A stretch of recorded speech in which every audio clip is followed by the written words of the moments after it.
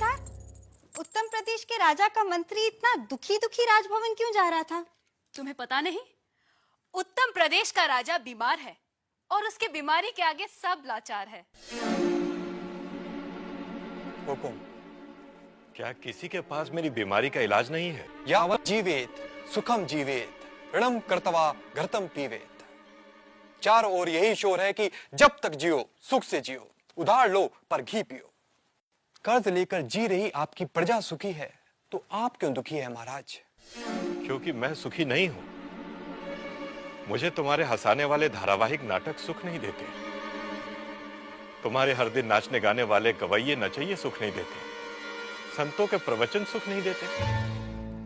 सरकार, हुकुम हो तो पूरे प्रदेश में खेल उत्सवों का आयोजन करूं, शायद उससे आपको सुख मिले।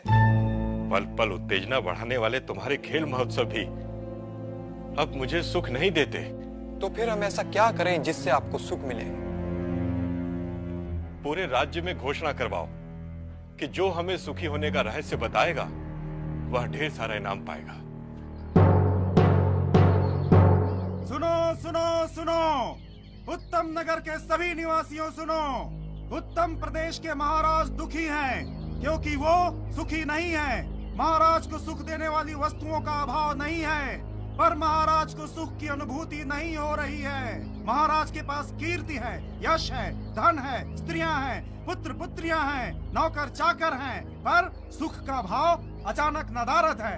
जो कोई भी उन्हें सुखी होने का मार्ग बताएगा वो अपार धन और यश पाएगा।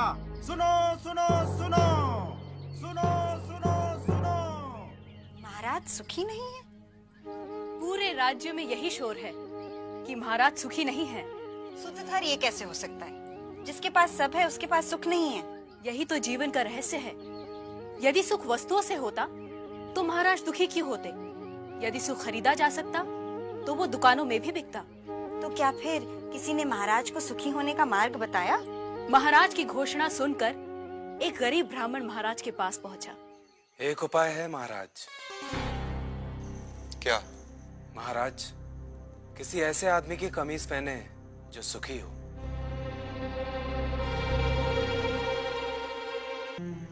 पर मेरे राज्य में सुखी लोगों की कमी थोड़ी है।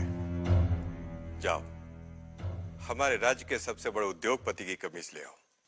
क्या आप सुखी हैं?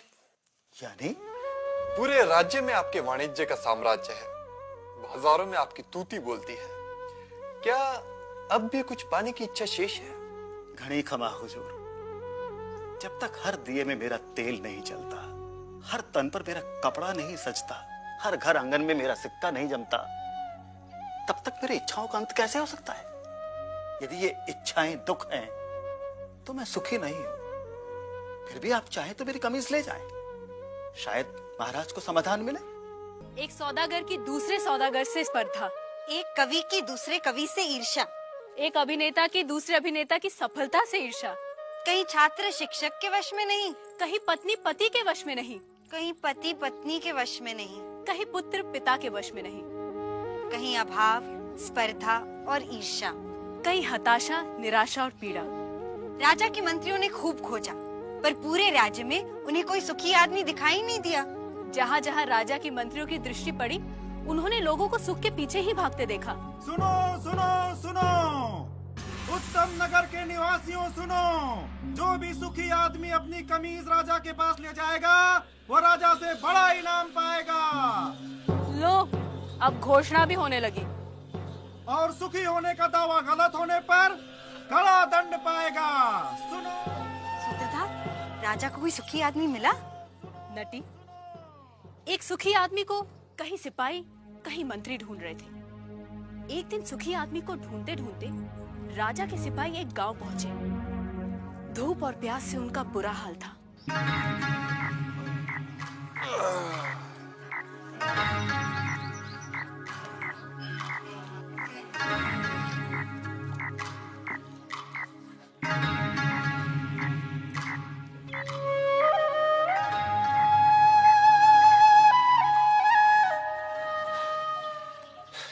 सुखी आदमी की तलाश में राजा ने हमें दुखी कर दिया है। समझ में नहीं आता, क्या पूरा संसार ही दुखी है?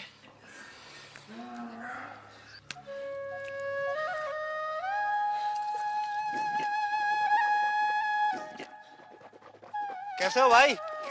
सुखी हूँ।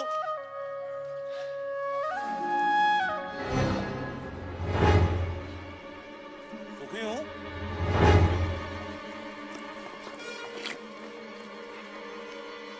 क्या कहा तुमने? सुखी हूँ। अरे सुना तुमने? हमें सुखी आदमी मिल गया। क्या तुम सुखी हो? एक ही बात कितनी बार कहूँ? हाँ मैं सुखी हूँ। लेकिन तुम्हारी कमीज कहाँ है? कमीज? क्या तुमने राजा की घोषणा नहीं सुनी? राजा को सुखी आदमी की कमीज चाहिए। पर मेरे पास तो कमीज नहीं है। क्या तुम्हारे पास कमीज भी नहीं है? फिर तुम सुखी कैसे हुए? मेरा सुख कमीज में नहीं है, मैं ही सुख हूँ। अन्नदाता, वह कह रहा था कि उसका सुख कमीज में नहीं है, वह ही सुख है, वह सुखी है, लेकिन उसके पास कमीज नहीं है। बलभद्र, उसे मेरे पास ले आओ। क्यों? क्या राजा को मेरी और मेरी बैलगाड़ी की सेवा चाहिए? पर उसके पास तो हाथी, घोड़े, रथ। बुरा, राजा को तुम्हारी बैलगाड़ी या तुम्हारी सेवा नहीं चाहिए। राजा तो तुमसे मिलना चाहते हैं। पर मैं राजा से मिलकर क्या करूंगा? शायद वे तुम्हें पुरस्कार देना चाहते हो। पर मैं राजा से पुरस्कार लेकर क्या करूंगा? शायद पुरस्कार के धन से तुम और सुख पा सको, कमीज खरीद सको। दाता, मैं कमीज के बिना भी सुखी हूँ। पर मैंने सुना है कि धन से वस्तुएं मिलती हैं। क्या धन से सुख मिलता है? और जो सुख से भरा हुआ है उसमें और सुख कहां से समाएगा? अगर राजा मुझसे मिलना चाहते हैं तो वो यहाँ आ सकते हैं, मैं उनसे मिल लूंगा। गाड़ीवान ने आने से मना कर दिया अन्नदाता। अन्नदाता को उससे मिलना हो तो हुकुम को ही जाना होगा। और गाड़ीवान से मिलने राजा अपने मंत्री हजूरियों दासों के साथ गाड़ीवान भूरा के गांव पहुंचा। भूरा, भूरा, भूरा, अभी कहीं नहीं जा पाऊंगा, मेरे बैल सुस्ता रहे हैं। भूरा, अन्नदाता तुमसे मिलने आए हैं। भूरा, कहिए। तुम जो मांगोगे मैं तुम्हें दूंगा। हाथी, घोड़े, दास, दासियां, जो चाहे मांग लो। पर मुझे सुखी होने का रहस्य बता दो। मुझे नींद आ रही है राजा, मुझे सोने दो। राजा हैरान था। दूसरी बार राजा फिर बड़े दल बल के साथ आया। भूरा, भूरा, हाथी, घोड़े, दास, दासियां जितनी चाहे मांग लो, पर मुझे सुखी होने का रहस्य तो बता दो। राजा, हाथी, घोड़े, दास, दासियों के बिना भी मैं सुखी हूँ। फिर कभी आना। तुम्हें क्या चाहिए भूरा? मांग कर तो देखो। मुझे सुखी होने का रहस्य तो बता दो।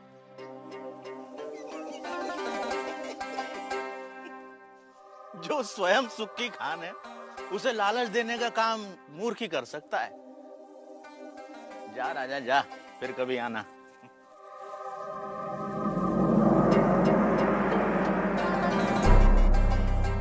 और राजा चला गया। उसे समझ नहीं आया कि गाड़ीवान भूरे को क्या चाहिए था। कि अचानक राजा एक दिन अकेले गाड़ीवान के सामने आ खड़ा हुआ।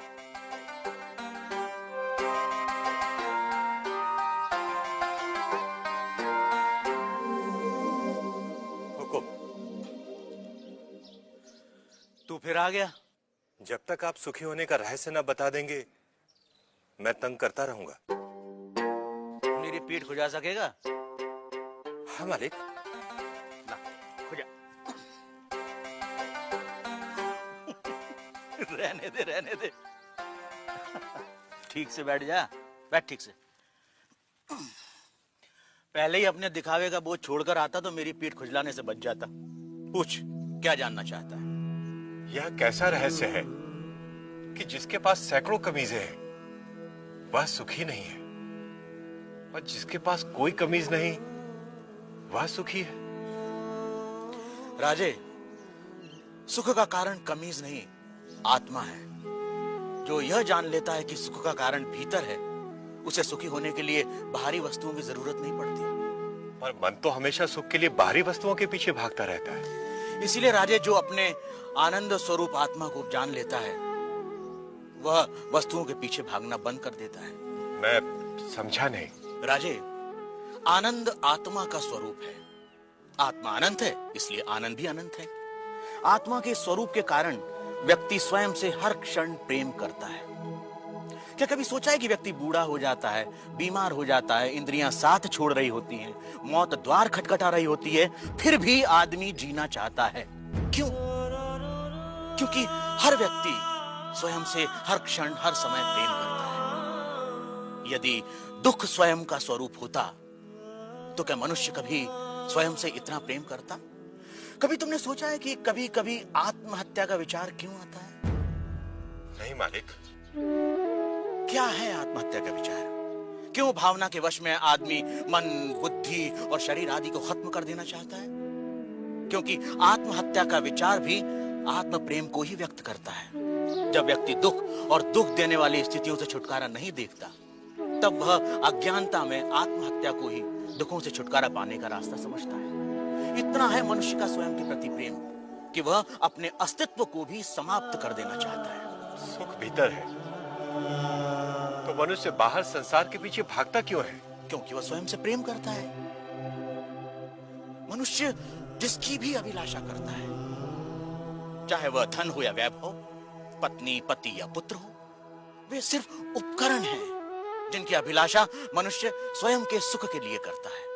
मनुष्य अपनी प्रियतम वस्तु या संबंधी को भी छोड़ देता है यदि वह वस्तु या वे संबंध दुख का कारण हो जाए। इसलिए मनुष्य सबसे अधिक स्वयं से प्रेम करता है। कोई भी व्यक्ति, चाहे वह संसार को पाने या संसार को छोड़ने की राह पर ही क्यों न चल रहा हो, वह स्वयं के लिए ही है। स्वयं के लिए इतना प्रेम कि या तो सारा संसार या संसार नहीं। स्वयं के प्रति इतना प्रेम ही आत्मा के सुख स्वरूप का प्रमाण है। यदि ऐसा नहीं होता तो मनुष्य दुखों से प्रेम करता। क्योंकि अज्ञानतावश हम अपने आनंद स्वरूप को नहीं जानते, इसलिए इस आशा में संसार और वस्तुओं के पीछे भागते रहते हैं कि वह हमें छोटे छोटे सुख देगी। यह ठीक वैसा ही है कि जो सुखों का स्वामी है, राजा है, वह खुद को भिखारी समझ दूसरों से इसकी उम्मीद करता है। यही है अज्ञान की शक्ति। इसलिए राजे, संबंधों का और वस्तुओं का सुख स्थायी नहीं होता, परंतु आत्मा का आनंद असीम होता है। वो कैसे स्थायी है? राजे, जब भी हम किसी प्रिय व्यक्ति या प्रिय वस्तु को देखते हैं तो उससे आनंद होता है। इस आनंद को शास्त्र प्रिय कहते हैं। और जब हम उस वस्तु को पा लेते हैं या उस व्यक्ति से मिल लेते हैं, तब वह आनंद कई गुना बढ़ जाता है। उसे मोद कहते हैं। और जब हम उस वस्तु का उपभोग करते हैं, तब उससे प्राप्त होने वाले आनंद को प्रमोद कहते हैं। परंतु जैसे ही हम उस व्यक्ति या उस वस्तु से अलग हो जाते हैं, वह आनंद भी समाप्त हो जाता है। इसलिए राजे, वस्तुओं का आनंद, व्यक्तियों का आनंद स्थायी नहीं होता, परंतु आत्मा का आनंद स्थायी और अनंत होता है। बुरा व राजा में आनंद पर लंबी चर्चा हुई, जिसे वेदांत में आनंद मीमांसा कहते हैं। सात्विक आनंद, राजसिक आनंद, तामसिक आनंद से लेकर अलग अलग प्राणियों और अवस्थाओं में आनंद की अनुभूति और उसके कारणों की बुरा ने मीमांसा की। पर अंत में राजा ने वह प्रश्न किया जो इस समय हम सबके मन में है। आर्य, यदि मैं ही आत्मा और आत्मा का आनंद स्थान, समय, जन्म, शरीर, मन, बुद्धि और बाहर की किसी भी वस्तु से स्वतंत्र होता है, तो मैं अनंत, असीमित और पूर्ण आनंद का अनुभव क्यों नहीं कर पाता? राजे, यदि तुम अपनी आंखें बंद करोगे तो अंधेरा ही दिखाई देगा। जब तक तुम शरीर, मन, बुद्धि, संसार, वस्तुएं, रस, भाव और विचारों की ओर ही देखोगे, तब तक तुम उस अनंत, असीमित और पूर्ण का अनुभव नहीं कर सकोगे। इसमें गलती आत्मा की नहीं, हमारे दृष्टिकोण की है।